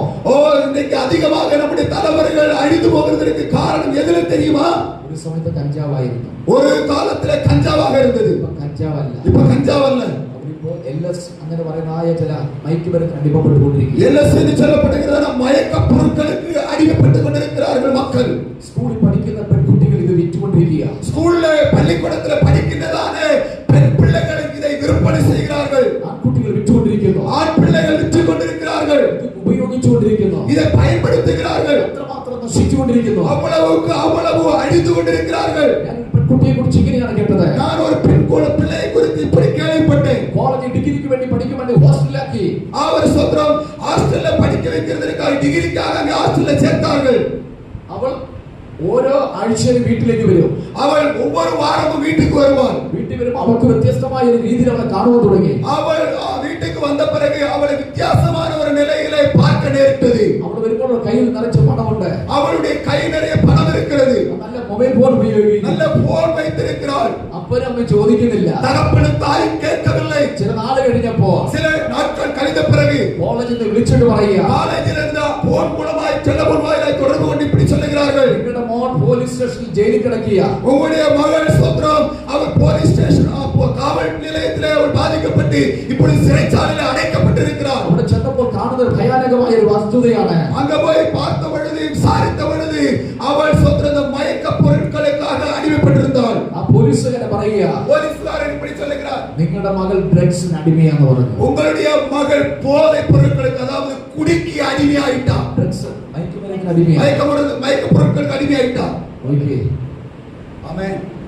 അവളെ ഏകദേശം 3 മാസം ജയിലിൽ കിടന്ന ശേഷം അവളെ വീട്ടിലേക്ക് കൊണ്ടുവന്നു. 3 மாதம் சிறைச்சாலையில் இருந்த பிறகு மறுபடி அவளை வீட்டுக்கு அழைத்து கொண்டு வந்தார்கள். അവളെ ഹോസ്പിറ്റലിൽ കൊണ്ട് ഡോക്ടറെ കാണിച്ചു. மருத்துவமனையில் கொண்டு போய் டாக்டர்களை சந்திக்க நேரிட்டது. ഡോക്ടറുടെ ചെക്ക് ചെയ്തിട്ട് പറയുക, டாக்டர் பரிசோதனை செய்து இப்படி சொல்லுகிறார், അവളുടെ ബ്രെയിൻ ഏകദേശം 90% നശിച്ചു പോയെന്ന് പറഞ്ഞു. அவளுடைய மூளை நரம்பானது 95% அது செயலிழந்து போய்விட்டது. നശിച്ചു പോയെന്ന് പറഞ്ഞു. செயலிழந்து போய்விட்டது. ഇനി ഇവിടെ രക്ഷപ്പെടത്തില്ലെന്ന് പറഞ്ഞു. இனி அவள் பிழைக்க மாட்டாள். ഇനി ഇവിടെ മരുന്ന് കൊണ്ട് രക്ഷപ്പെടത്തില്ലെന്ന് പറഞ്ഞു. சோத்ரம், இந்த மருந்து கொண்டும் இவள் பிழைக்க முடியாது. ചില സമയത്ത് ചിരിക്കും, சில நேரத்தில் நான் இப்படி யோசிப்போம். ചില സമയത്ത് അവൾ ചിരിക്കും, சில நேரத்தில் சிரிப்பா, ചില സമയത്ത് മിണ്ടാതിരിക്കും. சில நேரத்தில் அவள் மௌனமா இருப்பா. ശ്രദ്ധിച്ച് നമ്മുടെ തലമുറയെ ഓർത്ത് പ്രാർത്ഥിക്കുക. தேவனுடைய பிள்ளைகளை நீங்கள் கவனிங்கள். உங்களுடைய பிள்ளைகளுக்காக நீங்கள் ஜெபியுங்கள். തലമുറയ്ക്ക് വേണ്ടി പ്രാർത്ഥിക്കുക. உங்களுடைய பிள்ளைகளுக்காக ஜெபியுங்கள். നമ്മൾ ചിന്തിക്കുക ലോക മക്കൾക്ക് മാത്രമല്ല, നമ്മുടെ തലമുറ പോലും നശിച്ചുകൊണ്ടിരിക്കുക. நாம் இப்படி சிந்திக்கிறோம். உலக மக்களுக்காக மட்டுமல்ல, நம்முடைய பிள்ளைகளுக்காகவும் நாம் ஜெபிக்க வேண்டும். இந்த ராத்திரி ഞാൻ മടങ്ങി വരട്ടെ, വേഗം വരട്ടെ. நான் இந்த ராத்திரி வேளையில் சீக்கிரமாய் வருகிறேன். അഞ്ചാമത്തെ കന്യകവരെ കുറിച്ച് കാണുന്നത്, 5வது கன்னிகளை குறித்து பார்க்கும் பொழுது അവർ വിളക്കിൽ എണ്ണയില്ല. அங்கே விளக்கில் எண்ணெய் இல்லை. ആ രാത്രിയിൽ അവർ ഉറങ്ങുമ്പോൾ அந்த இரவில் தூங்கும் பொழுது അവർ കാത്തിരിക്കുന്ന ഒറ്റ കാര്യമാ. அவர்கள் காத்திருக்கிறது ஒரே ஒரு காரியத்திற்காக. മണവാളൻ എപ്പോ വന്നാൽ മണവാളന്റെ കൂടെ നമുക്ക് പോകണം. மணவாளன் எப்பொழுது வருகிறாரோ அவரோடு கூட சேர்ந்து போக வேண்டும். മണവാളൻ കൂടെ പോകണം. இந்த மணவாளனோடு கூட போக வேண்டும். വായിക്കുന്നത് ഇങ്ങനെയാണ്, வாசிக்கிறது நாம் இப்படி. അതിന്റെ 6ാമത്തെ വാക്യം വായിക്കാം. 6வது வசனத்தை வாசிக்கலாம். மத்தேயு எழுதின சுவிசேஷம் 25வது அதிகாரம் 6வது வசனத்தை வாசிக்கலாம். நடுராத்திரியிலே இதோ மணவாளன் வருகிறான், அவருக்கு எதிர்கொண்டு போக புறப்படுங்கள். ഓക്കേ. രാത്രിയിൽ അർദ്ധരാത്രിയിൽ കേൾക്കുന്ന ഒരു ശബ്ദം, ഒരു ആർപ്പിന്റെ ശബ്ദം കേട്ടു. ஓ கவனியுங்கள், ஸ்தோத்திரம். இந்த இரவு நித்திரை செய்து கொண்டிருந்த நேரத்தில் ஒரு சத்தம் கேட்கிறது. എന്ത് ശബ്ദമാണെന്നറിയാമോ? என்ன சத்தம் தெரியுமா? മണവാളൻ വരുന്ന ഒരു ആർപ്പ് കേട്ടോ. ஓ மணவாளன் வருகிற ஒரு சத்தம் கேட்டது. രാത്രി യേശുവിന്റെ വരവ് അടുത്ത് കേട്ടോ. இந்த ராத்திரி வேளையில் இயேசு கிறிஸ்துவின் வருகை சீக்கிரமாகி விட்டது. ചിലരും കൂടെ രക്ഷ പ്രാപിക്കാൻ കർത്താവിന്റെ വരവ് താമസം കേട്ടോ. இன்னும் அநேகர் ரட்சிக்கப்பட வேண்டும் என்பதற்காகத்தான் இயேசு கிறிஸ்துவின் வருகை தாமதமாக இருக்கிறது. സമയമൊക്കെ അടുത്തുകൊണ്ടിരിക്കുക. நேரம் வெகு சீக்கிரமாக வந்து கொண்டிருக்கிறது. യേശുവിന്റെ ശിഷ്യന്മാര് ചോദിക്കുക, இயேசு கிறிஸ்துவின் சீஷர்கள் கேட்கிறார்கள், എന്റെ വരവിന്റെ അടയാളം എന്ന് പറയണം. உம்முடைய வருகையுடைய அடையாளத்தை எங்களுக்கு சொல்ல வேண்டும். ജാതി ജാതിയോടും ஜாதிகள் ஜாதிகளோடும் രാജ്യം രാജ്യത്തോടും ராஜ்யம் ராஜ்யத்தோடும் യുദ്ധങ്ങൾ യുദ്ധശ്രുതികൾ നിങ്ങൾ കേൾക്കും. யுத்தங்களும் யுத்தத்தின் செய்திகளை நீங்கள் கேட்பீர்கள். അനേക വ്യാധികളാൽ ജനം കഷ്ടപ്പെടും. அநேக வியாதியினாலே அவர்கள் துன்புறுத்தப்படுவார்கள். അങ്ങനെയെങ്കിൽ ഇപ്പോൾ ലോകത്തിൽ നടന്നുകൊണ്ടിരിക്കുകയല്ലേ? அப்படியானால் இந்த உலகத்திலே இப்பொழுது அது நடந்து கொண்டிருக்கிறது அல்லவா? ഇന്ന് ഒരു ജാതിക്ക് ഒരു ജാതിയെ കാണുമോ? இன்னைக்கு ஒரு ஜாதி இன்னொரு ஜாதியை பார்க்குமா? ഇഷ്ടപ്പെടുമോ? அவங்களுக்கு பிடிக்குமா? ഇന്ന് ഒരു ഡിസ്റ്റൻസ് വെച്ചിരിക്കുക. சோதரன், இன்னைக்கு ஜாதிகளுக்குள்ள ஒரு கேப் வச்சிருக்கு, இடைவெளி வைக்கப்பட்டிருக்கிறது. അങ്ങനെയെങ്കിൽ രാജ്യത്തോട് യുദ്ധങ്ങൾ നടന്നുകൊണ്ടിരിക്കുക. அப்படியானால் ராஜ்யத்துக்கு விரோதமாக ராஜ்யமும் யுத்தம் நடந்து கொண்டிருக்கிறது. ഇസ്രായേൽ രാജ്യവും ഹമാസും തമ്മിൽ തുടങ്ങിയിട്ട് എത്ര നാളായി? பாருங்கள், நமக்கு இஸ்ரேல் ராஜ்யத்தை குறித்து நமக்கு தெரியும் இல்லையா? யுத்தம் நடந்து கொண்டிருக்கிறது. റഷ്യ യുദ്ധം നടന്നുകൊണ്ടിരിക്കുന്നു. பாருங்கள், ரஷ்யாவே அங்கேயும் யுத்தம் நடந்து கொண்டிருக்கிறது. ദീർഘവർഷങ്ങൾ പാകിസ്ഥാനും ഇന്ത്യയുടെ കാശ്മീരും തമ്മിൽ എത്ര നാൾ യുദ്ധം നടന്നു? பல ஆண்டுகளாக ஸ்தோத்திரம் பாகிஸ்தானும் இந்தியாவும் ஸ்தோத்திரம் யுத்தம் நடந்து கொண்டிருக்கிறது. രാത്രി ഒരു കാര്യം പറയാം. இந்த ராத்திரி வேளையிலே நான் ஒரு காரியத்தை சொல்ல விரும்புகிறேன். ഇത് തുടങ്ങിയിട്ടേ ഉള്ളൂ. இது ஆரம்பம் தான் கேட்டீங்களா? തുടങ്ങിയിട്ടേ ഉള്ളൂ. இது ஆரம்பம் தான். ഒരു രാജ്യത്തിന്റെ തലവനെ നിർത്തുവാൻ കഴിയത്തില്ല. ஒரு ஸ்தோத்திரம் ராஜ்யத்துடைய தலைவரையும் நிறுத்த முடியாது, நிப்பாட்ட முடியாது, നിർത്താൻ കഴിയത്തില്ല. அவர்களால் நிப்பாட்ட முடியாது. അല്ലെങ്കിൽ ബൈബിൾ തിരുത്തി എഴുതണം. அப்படியானால் இந்த வேத புஸ்தகத்தை திருத்தி எழுத வேண்டும். വേണോ? அப்படிதானே? എഴുതണം. எழுதணுமா? ஆமென். ഇന്ന് വരെയും இன்று வரையும் നടന്നത് ബൈബിൾ എഴുതിയ അനുസരിച്ച நடந்ததை பைபிள்ல எழுதினது அதை நாம் அனுசரித்தால் ഒരു മാറ്റമില്ല. ஒரு மாற்றமும் இல்லை. ഉണ്ടോ? இருக்கா? ആമേൻ. ஆமென். മാറ്റമുണ്ടോ? ஆமென். അതുപോലെ തന്നെ നടന്നുകൊണ്ടിരിക്കുന്നു. அதே போலவே நடந்து கொண்டிருக்கிறது. ഇവിടെ വായിക്കുന്നത് ഇങ്ങനെയാ. இங்கே வாசிக்கிறது இப்படி வாசிக்கிறோம். അടുത്ത രാത്രിയിൽ அடுத்த ராத்திரியில ഇതാ കേൾക്കുന്നൊരു ശബ്ദം, இதோ கேட்கிற ஒரு சத்தம், ഒരു ആർപ്പിന്റെ ശബ്ദം. ஒரு ஸ்தோத்திரம், ஆர்ப்பரிப்பின் சத்தம். 7ാമത്തെ വാക്യം ഇങ്ങനെയാണ് വായിക്കുന്നത്. 7வது வசனம் இப்படி வாசிக்கிறோம். അപ്പോൾ കന്യകമാരെല്ലാം எல்லாரும் எழுந்திருந்து ஆ. தங்கள் தீவெட்டிகளை ஆயத்தப்படுத்தினார்கள். ആ புத்தி இல்லாதவர்கள் ஆ. புத்தியுள்ளவரை நோக்கி, ஆ. உங்கள் எண்ணெயில் எங்களுக்கு கொஞ்சம் கொடுங்கள் என்று ஓகே. தீவெட்டிகள் அழைத்து ഇവിടെയാണ് തമ്മിൽ വ്യത്യാസം. இங்கேதான் அவர்களுக்குள்ள சிறு வித்தியாசம் காணப்படுகிறது. വ്യത്യാസം കാണുന്നത്. നോക്കി. മണവാളൻ വരുന്നത് കേട്ട് കഴിഞ്ഞപ്പോൾ ബുദ്ധിയുള്ളവർ തങ്ങളെ വിളക്ക് കത്തിച്ചു. மணவாளன் வருகிறதை கேட்டவுடனே புத்தியுள்ளவர்கள் விளக்கை கொளுத்தினார்கள். ബുദ്ധിയില്ലാത്തവർ പറയാ, புத்தி இல்லாதவங்க சொல்றாங்க, ഞങ്ങൾ കൂടെ കുറച്ചതാ, எங்களுக்கு கொஞ்சம் கொடுங்க, ഞങ്ങൾ കൂടെ, எங்களுக்கு கொஞ்சம் கொடுங்க, ഞങ്ങൾ കൂടെ. எங்களுக்கு கூட. സമയം പോയി കേട്ടോ, நேரம் முன்னாடி போயிருச்சு கேட்டீங்களா? സമയം പോയി കേട്ടോ. நேரம் முன்னாடி போயிருச்சு. ഒരുക്കി എടുക്കേണ്ട സമയമുണ്ട് കേട്ടോ. ஆயத்தப்படுத்த வேண்டிய ஸ்தோத்திர நேரம் இருக்கு, வந்து விட்டது. സമയം ഒരുക്കേണ്ട സമയമാണ്. ஓ சபை ஆயத்தப்பட வேண்டிய நேரம். ദൈവസഭ ഒരുക്കേണ്ട സമയമാണ്. தேவ திருச்சபை ஆயத்தப்பட வேண்டும். പ്രിയ സഹോദര സഹോദരി, ஓ சகோதரனே சகோதரியே, നീ ഒരുക്കേണ്ട സമയമാണ്. நீ ஆயத்தப்பட வேண்டிய நேரம் வந்து விட்டது. ആണോ? அப்படித்தானே? ഒരുപക്ഷെ നാളെ ഇത് കേട്ടില്ലെന്ന് വരാം. நாளைக்கு ஒருவேளை இந்த வார்த்தையை கேட்க முடியாத நிலைகள் வரும். നമുക്ക് എന്തെന്ന് പറയാൻ കഴിയാത്തൊരു കാലത്തിലെത്തിയിരിക്കുകയാണ്. நாம் என்னன்னு சொல்லி தெரியாத காலத்துக்குள்ள நம்ம வந்திருக்கிறோம். ഈ അവസാന സമയത്ത് ലാസ്റ്റ് മൂമെന്റ് പറയാ, இந்த கடைசி நேரத்தில் இப்படி சொல்லுகிறது, എന്നും കൂടെ എണ്ണ വേണം. எங்களுக்கும் எண்ணெய் தேவை. എണ്ണയുള്ളവര് പറയുക, என்ன இருக்கிறவர்கள் சொல்லுகிறார்கள், അടുത്ത കടയിൽ ചെന്ന്, എന്റെ ഭാഷ പറയാ, അടുത്ത കടയിൽ ചെന്ന് വാങ്ങാൻ. என்னுடைய மொழியில என்னுடைய அனுபவத்துல சொல்றேன், பக்கத்துல இருக்கிற கடையில போய் வாங்கிக்கோ. നോക്കിയ ബുദ്ധിയില്ലാത്തവർ ഓടുകയാ. புத்தி இல்லாதவங்க கடையை தேடி ஓடுறாங்க. എപ്പോഴാ ഓടുന്നത്? எப்ப ஓடுறாங்க? അർദ്ധരാത്രി. நடு ராத்திரியில. രാത്രികാലം ഒരു കാര്യം ഓർത്തോണ ദൈവമക്കളെ, இந்த ராத்திரியில தேவனுடைய பிள்ளையே ஒரு காரியத்தை நீங்கள் புரிந்து கொள்ள வேண்டும். മണവാളന്റെ വരവിന് അവസാനം വരെ നീ ഒരുങ്ങി കാത്തിരുന്നെങ്കിൽ മാത്രമേ പോകാൻ കഴിയത്തുള്ളൂ. மணவாளுடைய வருகைக்காக நீ காத்திருந்தால் மட்டுமே அவர் வரும்பொழுது நீ ஆயத்தமாய் அவரோடு கூட போக முடியும். 5 പേര് എണ്ണ ശേഖരിക്കാൻ പോയപ്പോ அந்த நபர்கள் அந்த எண்ணெயை சேகரித்த பொழுது മണവാളൻ വന്നു.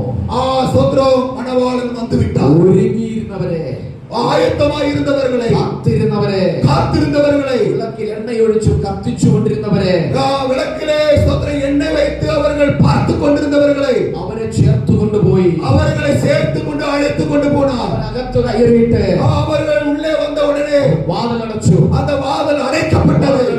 வாதில் அடைக்கப்பட்டது. എണ്ണയും ശേഖരിച്ചുകൊണ്ട് വന്നിട്ട് அந்த எண்ணெயை சேகரித்துக் கொண்டு வந்தவர்கள் അവർ വാതിൽക്കൽ തട്ടുകയാ. அவர்கள் வாசலில் இருந்து கதவை தட்டுகிறார்கள். വാതിൽക്കൽ തട്ടുകയാ. கதவை தட்டுகிறார்கள். ഞങ്ങൾ വന്ന് ഞങ്ങൾക്ക് വേണ്ടി തുറക്കണം. நாங்களும் வந்துட்டோம், எண்ணெய் எடுத்துட்டு எங்களுக்காக வாசல் திறக்க வேண்டும். മണവാളൻ പറയുക, மணவாளன் சொல்லுகிறார், നിങ്ങളെ അറിയുന്നില്ല, நான் உங்களை தெரியவில்லை, ഞാൻ നിങ്ങളെ അറിയുന്നില്ല, நான் உங்களை தெரியவில்லை, ഞാൻ നിങ്ങളെ അറിയുന്നില്ല. நான் உங்களை எனக்கு தெரியாது. സഭയിലെ മെമ്പർ ആയിരിക്കാം, சபையுடைய திருச்சபையுடைய அங்கத்தினராக இருக்கலாம், രജിസ്റ്ററിലൊക്കെ പേര് കാണാം, பதிவேட்டில் உங்க பேரெல்லாம் இருக்கலாம், ഈ സഭയിൽ നിന്ന് നന്നായിട്ട് സ്വത്രകാഴ്ച കൊടുത്തതായിരിക്കാം, இந்த சபைக்கு அதிகமாக காணிக்கையெல்லாம் நீங்க கொடுத்திருக்க, தசோபால கொடுத்திருக்கலாம். പക്ഷേ ஆனால் എണ്ണയുണ്ടോ? என்ன എണ്ണയുണ്ടോ? இருக்கிறதா? എണ്ണയുണ്ടോ? என்ன இருக்கிறதா? இருக்கிறதா? എണ്ണയുണ്ടോ? என்ன இருக்கிறதா? സ്വത്രം. சொல்றேன் சொல்லுங்க. അവിടെയാണ് നമ്മുടെ വിഷയം. அங்கதான் நம்முடைய காரியம். എത്ര കൈവക്കിയാലും എത്ര കൈയടിച്ചാലും ഓർത്ത് നിന്റെ വിളക്കിൽ എണ്ണയുണ്ടോ?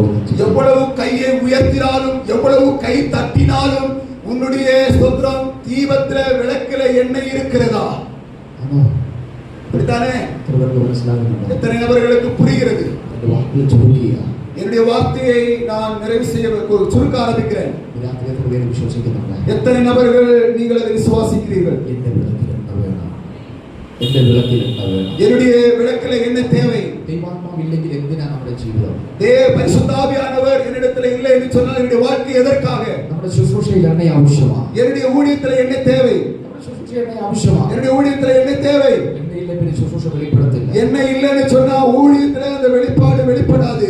അഭിഷേകം ഇല്ലെങ്കിൽ നമ്മുടെ ശുശ്രൂഷ വെളിപ്പെടത്തില്ല. அபிஷேகம் இல்லை என்று சொன்னால் நம்முடைய ஊழியம் சொல்றது ஆராதனை செய்யப்படுவது வெளிப்படாது. രാത്രികാലം ഒരുങ്ങിയിരുന്ന പോരാ. இன்னைக்கு இந்த ராத்திரி வேளையில நீ ஆயத்தமா இருந்தால் போதாது. നിന്റെ വിളക്കിൽ എണ്ണ ഉണ്ടായി. உன்னுடைய விளக்கில என்ன தேவை? എത്ര പേര് ഇന്ന് രാത്രി വിശ്വസിക്കുന്നു? எத்தனை நபர்கள் நீங்கள் விசுவாசிக்கிறீர்கள்? നിന്റെ വിളക്കിൽ എണ്ണയുണ്ടോ എന്ന് പരിശോധിച്ച് നോക്കി. உன்னுடைய விளக்கில என்ன இருக்கிறதா என்று சொல்லி உங்களை நீங்களே நிதானித்து பாருங்கள். വിശ്വാസ ജീവിതത്തിൽ എണ്ണയുണ്ടോ എന്ന് പരിശോധിച്ച് നോക്കി. உங்களுடைய விசுவாச வாழ்க்கையில என்ன இருக்கிறதா என்று சோதித்து பாருங்கள். ശുശ്രൂഷയിൽ എണ്ണയുണ്ടോ എന്ന് പരിശോധിച്ച് നോക്കിയാൽ உங்களுடைய ஊழியத்திலே ஸ்தோத்திரம் என்ன இருக்கிறதா என்று சொல்லி சோதித்து பாருங்கள். രാത്രി നമുക്ക് നമ്മളെ തന്നെ പരിശോധിക്കാം. இந்த ராத்திரி வேளையிலே நம்மை நாம் நிதானித்து பார்ப்போமா? നാം വന്നതുപോലെ മടങ്ങി പോകല്ലേ? நாம் வந்தது போல திரும்பி போக கூடாது. இந்த രാത്രി നമ്മൾ വിടുവിപ്പാൻ ശക്തനായ നമ്മുടെ മധ്യത്തിലുണ്ട്. இந்த ராத்திரி வேளையிலே நம்மை விடுதலை செய்ய ஒரு வல்லமையுள்ள தகப்பன் நமது நடுவில் இருக்கிறார். എത്ര പേര് അത് വിശ്വസിക്കുന്നുണ്ട്? எத்தனை நபர்கள் அதை விசுவாசிக்கிறீர்கள்? നമ്മുടെ കരം ഉയർത്തി സ്തുതിക്കാം. விசுவாசிக்கிறவர்கள் கரங்களை உயர்த்தி அல்லேலூயா சொல்லுவோம். ശക്തിയോടെ ஓ விடுதலத்தோடு ഒരു നിമിഷം നമുക്ക് ദൈവസന്നിധിയിലേക്കാം. நாம் ஒரு நிமிடம் எல்லாவருமாக எழுந்து நிற்கலாம். വേഗം എഴുന്നേൽക്കാം. சீக்கிரமாக எழுந்து நிற்கலாம். பைபிளுக்கு ஒரு சைக்கிளுக்கு வந்தா ஆறு போகல. உங்களுடைய யாரும் வெளியே போக வேண்டாம். உங்கள் அருகாமையிலே முன்பதாக இருக்கிற உங்களுடைய வேத புத்தகங்களை எல்லாம் நீங்கள் ஓரமாக நீங்கள் வைத்துக் கொள்ளுங்கள். கவனிக்க வேண்டும், நான் சொல்லுகிறதை நீங்கள் கவனிக்க வேண்டும். உங்களுடைய வேத புத்தகம், உங்களுடைய பேக், உங்களுடைய போன் அனைத்தையுமே நீங்கள் சுவர் ஓரமாக நீங்கள் வைத்துக் கொள்ள வேண்டும். உங்களுடைய தண்ணீர் பாட்டில் எல்லாவற்றையும் சுவர் ஓரமாக நீங்கள் வைத்துக் கொள்ளுங்கள். கர்த்தர் இன்றைக்கு நம்மை விடுவிக்க அவர் வல்லமையுடையவர். ஓ கர்த்தர் நமது நடுவில் இருக்கிறார். ஓ இந்த ராத்திரி வேளையிலே நம்மை நிரப்ப வல்லமையுடையவராய் இருக்கிறார். ஓ இந்த ராத்திரி வேளையிலே நம்மை நிரப்ப வல்லமையுடையவர். ஓ இந்த ராத்திரி வேளையிலே ஸ்தோத்திரம் நாமே தேவ கரங்களிலே நம்மை ஒப்புக் கொடுப்போம். எல்லாவரும் நாம் கரங்களை சக்தியோடு பாடலை பாட போகிறோம். சக்தியோடு ஒரு புதிய பலத்தோடு கூட எல்லா தேவனுடைய பிள்ளைகளும் ஹalleluya ஷாதுரி வாரா வாரி வாலா வாரி லாலா ஓ ரிகானா வாரி வாரா வாலா வாரி லாலா வாரி வாரா வாலா வாரி லாலா ஹalleluya ஹalleluya அற்புதர் இயேசு அற்புதர் அன்பிலோ வாழ்வை இன்பமாய் மாற்றும் இயேசு அற்புதர் அற்புதர் அற்புதர் அற்புதர் அற்புதர் இயேசு அற்புதர் அன்பிலோ வாழ்வை இன்பமாய் மாற்றும் இயேசு அற்புதர் எல்லோரும் பாடுங்கள் கைகாலம் போடுங்கள் சந்தோஷத்துடனே சங்கீதம் பாடுங்கள் எல்லோரும் பாடுங்கள் கைகாலம் போடுங்கள் சந்தோஷத்துடனே சங்கீதம் பாடுங்கள் அற்புதர் அற்புதர் அற்புதர் அற்புதர் அங்கிலோ வாழ்வை இன்பமாய் மாற்றும் இயேசு அற்புதர்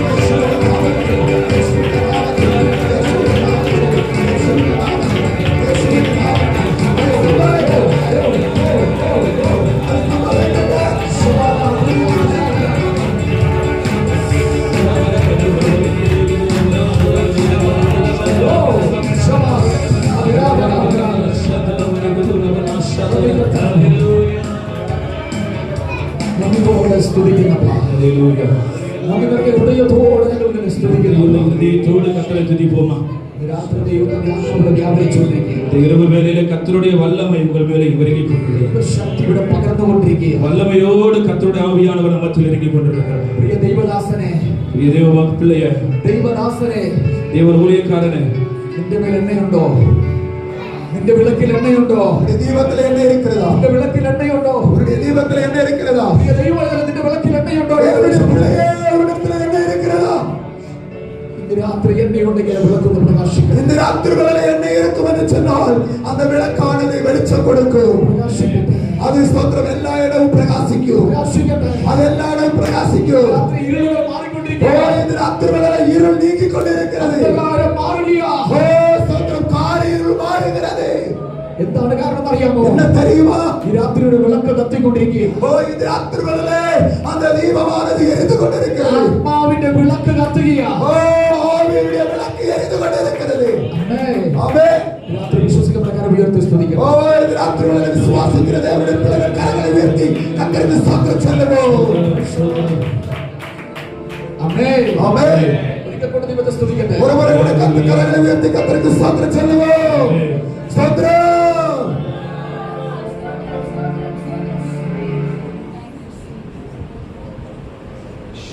முன்னாடி வாங்க.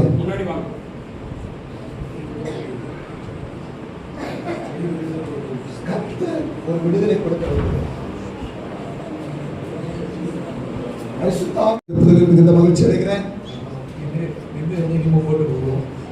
நாம் நின்று கொண்டே இருந்தோம் என்று சொன்னால் அது தொடர்ந்து பயணித்துக் கொண்டே இருக்க முடியும். அப்படிப்பட்ட சந்தோஷம் எனக்கு இருக்கிறது. அங்கே இருக்கிற எல்லா கர்த்தருடைய பிள்ளைகளுக்கும் இந்த மீட்டிங்காக அழைத்ததான அருமையான பாஸ்டர் ஜான் அவருடைய குடும்பத்துக்கும் முக்கியமாக என்னுடைய அன்பின் வாழ்த்துக்களை தெரிவிக்கிறேன்.